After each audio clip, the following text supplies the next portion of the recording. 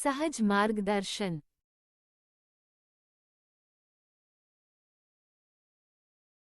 1. परिचय। दर्शन की धारणा। दर्शन एक ऐसा विषय है जो तर्क पर नहीं बल्कि अंतर्ज्ञान पर आधारित है। जैसी कि अधिकांश पाश्चात्य दार्शनिकों की मान्यता है, इसका आरंभ संशय से नहीं बल्कि विस्मय से होता है।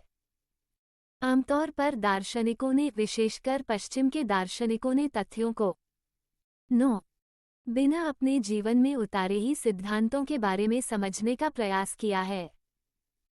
मैं कह सकता हूं कि यह जरूरी नहीं है कि कोई भी दार्शनिक मात्र दार्शनिक होने से ही भ्रष्ट या पतित न हो, लेकिन यदि उसने व्यावहारिक जीवन जीकर तथ्यों का अध्ययन किया होता तो गुमराह होने की संभावना नहीं रहती।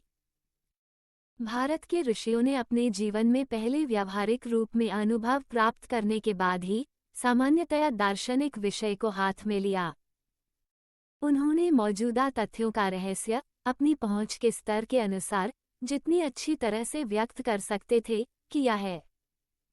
इसके परिणामस्वरूप षट दर्शन अर्थात दर्शन की 6 शाखाएं अस्तित्व में आईं। अपना अभ्यास पूरा करने के बाद ही हमें तथ्यों के विषय में अपने विचार व्यक्त करने का प्रयत्न करना चाहिए।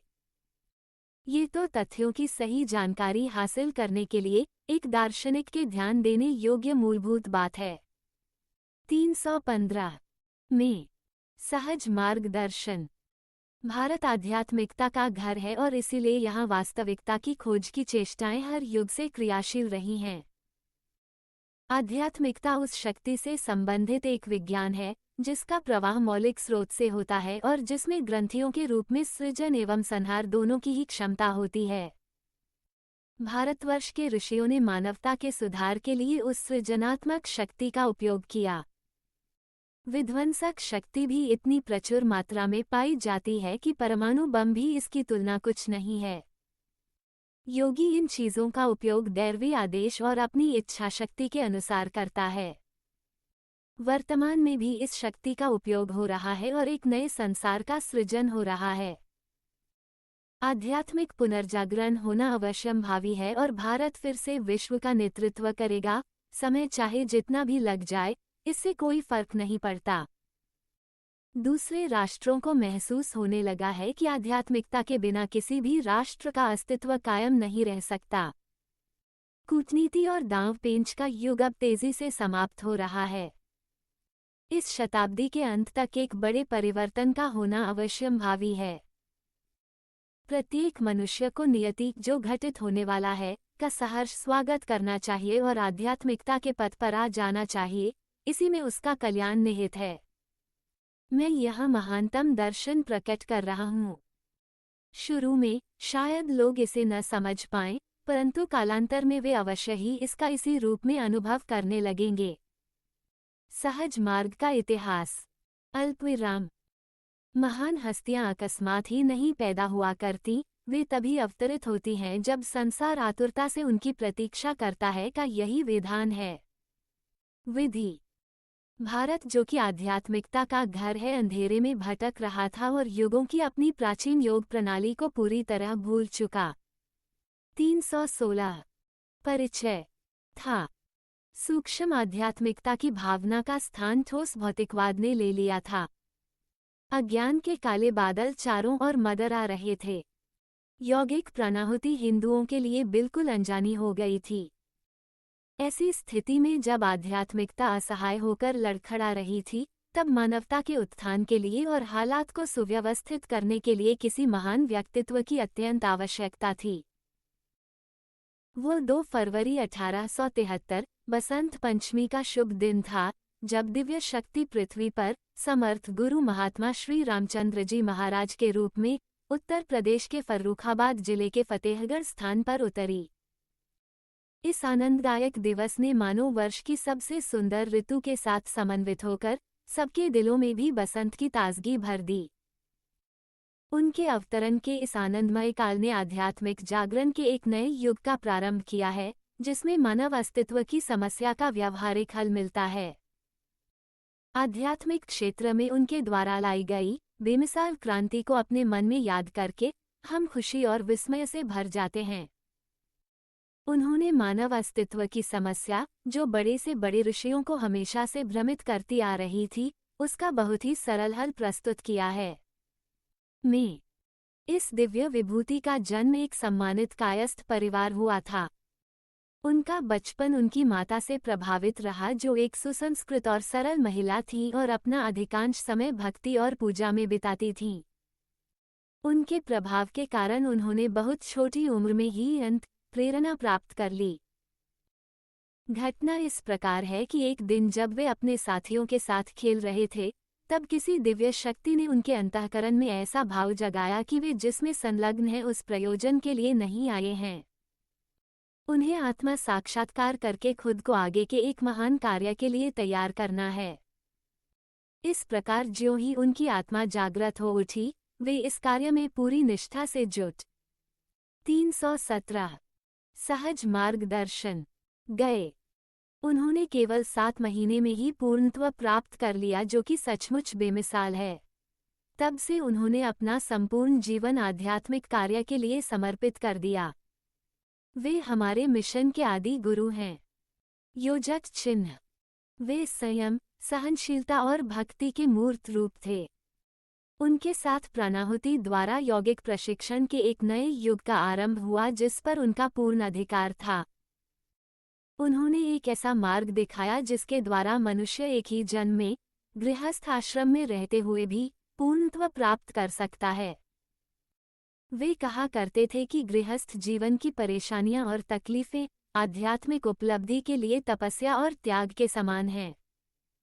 उन्होंने आध्यात्मिक प्रशिक्षण पद्धति को काफी सीमा तक सरल कर आधुनिक समय के अनुरूप ढाल दिया। महान दिव्यात्मा हमारे गुरुदेव ने पूरी शक्ति और आध्यात्मिक गरिमा के साथ अपने जीवन का हर पल पूरी तरह से मानव जाति को उन्नत करने के लिए अर्पित कर दिया। वे वास्तव में प्रकृति की एक विलक्षण रचना थे। उन्होंने आध्यात्मिक क्षेत्र में जो काम किया वह आम लोगों की समझ से परे है। उनके आश्चर्यजनक शोध के कारण इंसान के लिए कम से कम समय में आध्यात्मिकता के उच्चतम शिखर पर पहुंच पाना व्यावहारिक रूप में संभव हो गया है। उन्होंने राजयोग का परिमार्जित रूप लोगों के सामने रखा, जो बाद में चलकर सहज मार्ग के नाम से विख्यात हुआ। लगभग 36 वर्षों तक जन समुदाय की सेवा करने के बाद 58 वर्ष की आयु में इस दिव्य विभूति ने 14 अगस्त 1931 के दिन अपना पंचभौतिक शरीर त्याग दिया। अपने जीवन काल में उन्होंने जिस काम को अंजाम दिया वह हमारी समझ के परे है। कालांतर में भावी पीढ़ी उनकी क्षमता को समझ सकेगी। उनका आशीर्वाद पाकर उनके प्रतिनिधि के रूप में 31 मार्च सन 1945 को शाहजहांपुर छोटाऊ में मेरे द्वारा इसी महान विभूति के नाम पर श्री रामचंद्र मिशन की स्थापना की गई। ये धीरे धीरे चारों ओर से अब असलियत के जिज्ञासुओं को अपनी ओर खींच 318 परिचय रहा है।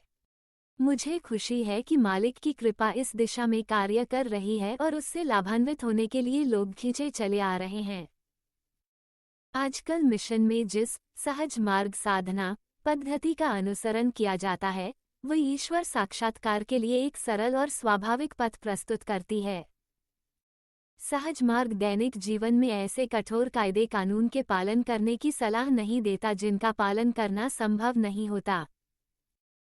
आध्यात्मिक प्रशिक्षण की सहज मार्ग पद्धति में इंद्रियों की गतिविधि को स्वाभाविक रूप में नियमित किया जाता है, ताकि उन्हें उस मौलिक अवस्था में लाया जा सके जो पहली बार मानव रूप धारण करते वक्त थी। इतना ही नहीं, स्वतंत्र रूप से कार्य करने वाली निम्न वृत्तियों को अतिचेतना के अधीन कर दिया जाता है। इसलिए उनकी विकृत चेष्टा समाप्त हो जाती है। उच्चतर केंद्र दैवी केंद्रों के अधीन आ जाते हैं और इस प्रकार संपूर्ण प्रणाली का दैवीकरण होने लगता है। सहज मार्ग की विशेष बातें। शंकर, रामानुज या दूसरे लोगों ने अपने अनुभव के आधार पर चाहे जो भी कहा हो, उसके बावजूद मैंने जो कुछ कहा या लिखा है वह मेरे निजी अनुभव पर आधारित है। इस संसार में हर इंसान शांति चाहता है।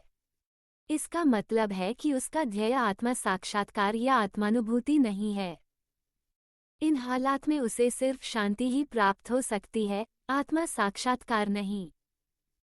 परंतु आत्मा साक्षात्कार को ध्येय मान लेने पर शांति तो खुद ब खुद हासिल हो जाएगी।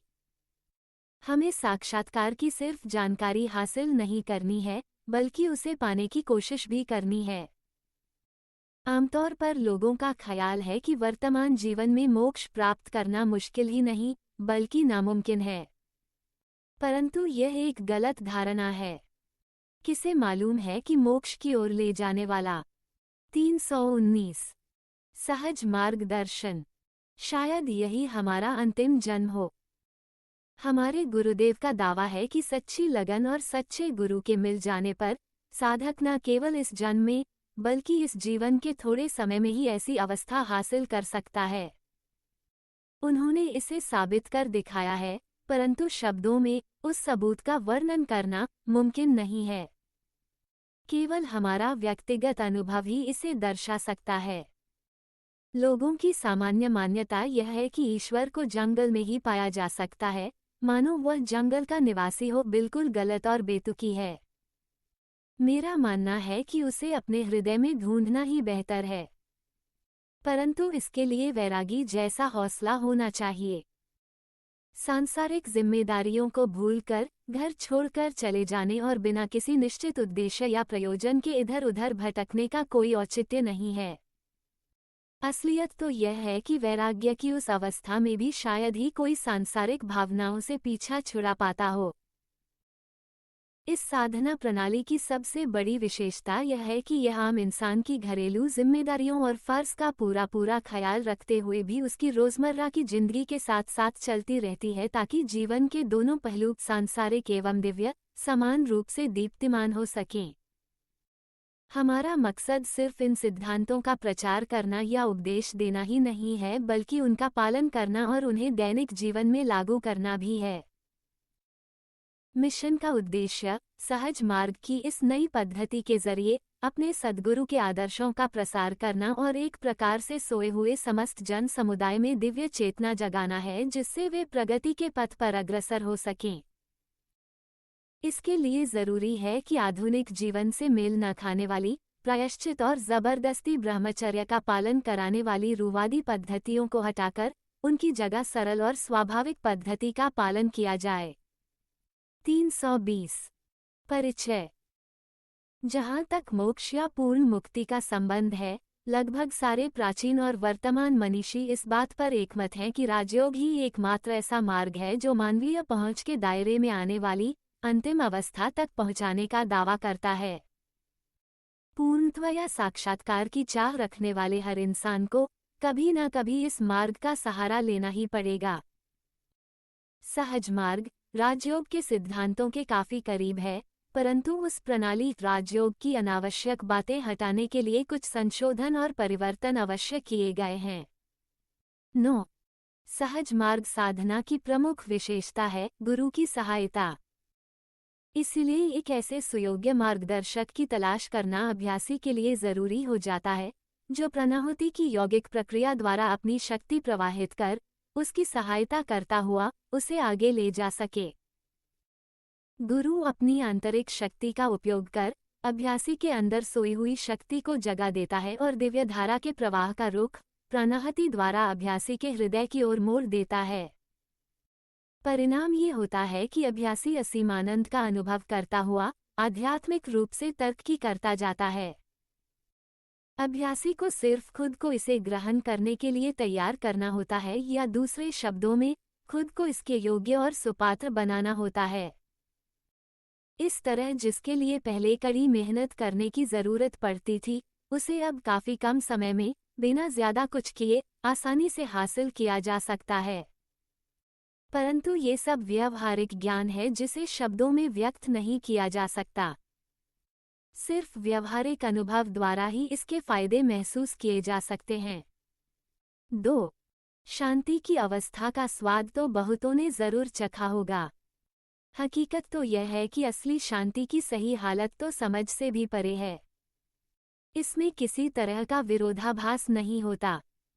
देखा जाए तो यह न तो शांति है, न बेचैनी, न मिलन है, न ही वियोग न आनंद। 321 सहज मार्गदर्शन अल्पविराम है न ही कुछ और। ये तो वही है जिसके लिए हमने दर्द पैदा किया था। ऐसा ही हो कि आप सब भी वैसे दर्द का स्वाद ले सकें। इसको उत्पन्न करना कोई कठिन काम नहीं है। सिर्फ दृढ़ संकल्प और अविभक्त लगन की जरूरत होती है। अगर वह है तो आपको जिसकी तलाश है वह आपकी पहुंच के दायरे में ही नहीं बल्कि आपके भीतर ही हो सकता है। नहीं, मुमकिन है जिसकी तलाश आपको है आप खुद वही हों। उसके लिए दिल में प्यार की ऐसी तपिश होनी बेहद जरूरी है जो राह में आने वाले घास पात और झाड़ झंखाड़ को जलाकर भस्म कर दे। मेरा इरादा गुरु की रूढ़िवादी धारणा की पैरवी करना नहीं है। हमारी अपनी संस्था में गुरु की धारणा का मतलब है सामान्य भ्रातृभाव से जरूरत के अनुसार सेवा और त्याग के भाव के साथ एक दूसरे की सहायता करना। सहज मार्ग पद्धति में आध्यात्मिक अभ्यास और प्रशिक्षण के लिए सभी धर्म, रंग, जाति के स्त्री पुरुषों का स्वागत है। यहाँ किसी तरह का कोई भेदभाव नहीं किया जाता। असलियत की चाह रखने वाले इसका अनुभव प्राप्त करने और अभ्यास करने के लिए आ सकते हैं और भारतीय दर्शन में एक नई परंपरा की शुरुआत करने वाले मेरे गुरुदेव की कृपा का भरपूर लाभ उठा सकते हैं। खुदा करे उनकी करुणामय निगरानी सबको अपने परम लक्ष्य ईश्वर साक्षात्कार तक पहुँचाए और मानव जीवन को सार्थक बनाए।